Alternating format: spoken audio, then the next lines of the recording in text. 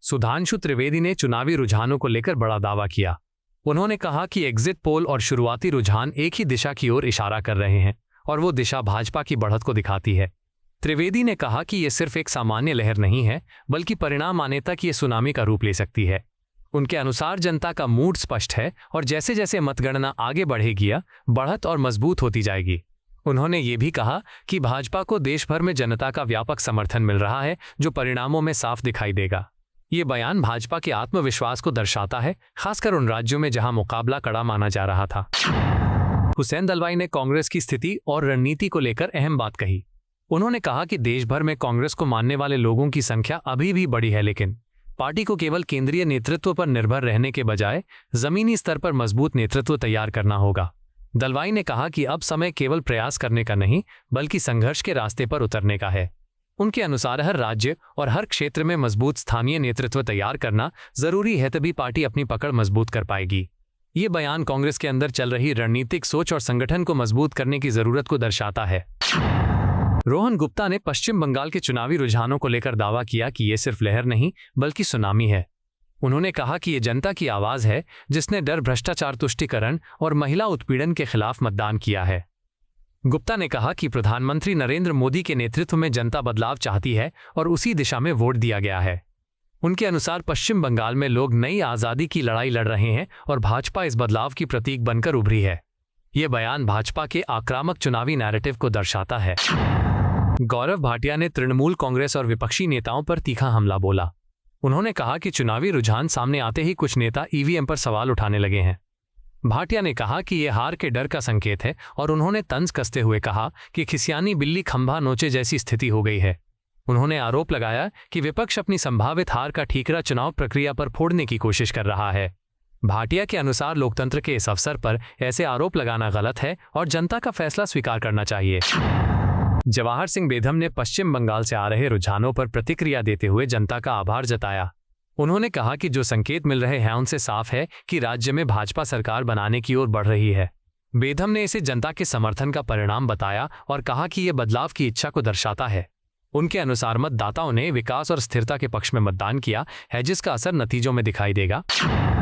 राजीव शर्मा ने असम चुनाव को लेकर कहा कि भाजपा की सरकार बनना तय है। उन्होंने कहा कि यह जनता का आशीर्वाद है और लोगों ने विकास के मुद्दे पर वोट दिया है।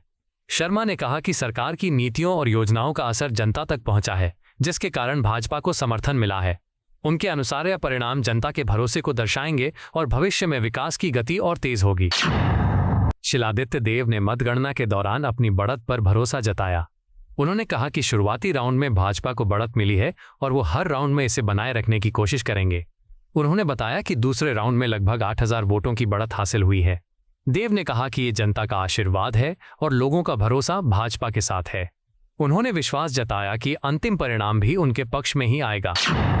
फिरहाद हकीम ने चुनावी रुझानों के बीच संयम बरतने की अपील की। उन्होंने कहा कि अभी मतगणना शुरुआती दौर में है और अंतिम परिणाम आने में समय है। हकीम ने विश्वास जताया कि ममता बनर्जी के नेतृत्व में सरकार दोबारा बनेगी। उन्होंने कार्यकर्ताओं और समर्थकों से शांत रहने और अंतिम परिणाम का इंतजार करने को कहा। उनका ये बयान टीएमसी के आत्मविश्वास और संयमित रुख को दर्शाता है। अभी तक हमारा आशा है जो हमारा गवर्नमेंट फॉर्म होगा और मुख्यमंत्री ममता बनर्जी होगी, ये हमारा आशा है। आगे देखा, ये बहुत इनिशियल स्टेज है। हम सबको बोलेंगे शांति बजाय रखने के लिए और हम लोग एक साथ हैं और इनिशियल स्टेज है।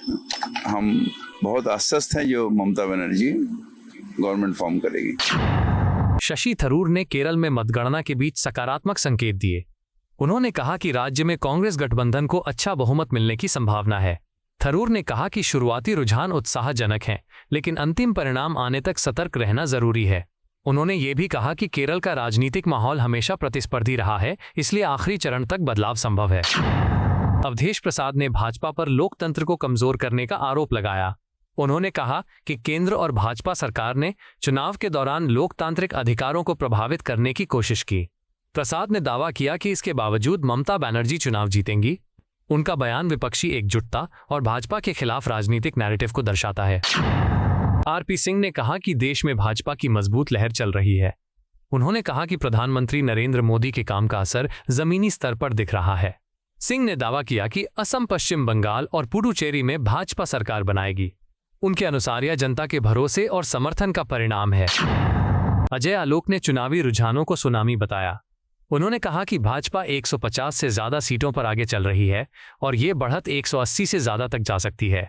आलोक ने कहा कि जब ये सुनामी पूरी तरह आएगी तो विपक्ष का पूरी तरह सफाया हो जाएगा। उनके अनुसार चुनाव परिणाम भाजपा के पक्ष में निर्णायक साबित होंगे और ये एक बड़े राजनीतिक बदलाव का संकेत। सुनामी फोल्ड कर रही है। 157-58 पे हम आ गए हैं। जब सुनामी वापस जाती है ना तो सब कुछ समेट के ले आती है। चुनाव अपने आप को समेट रहा है। ये समेटते समेटते भारतीय जनता पार्टी को 180+ ले जाएगा। आपको यह वीडियो पसंद आया हो तो इसे लाइक करें, हमारे चैनल को सब्सक्राइब करें।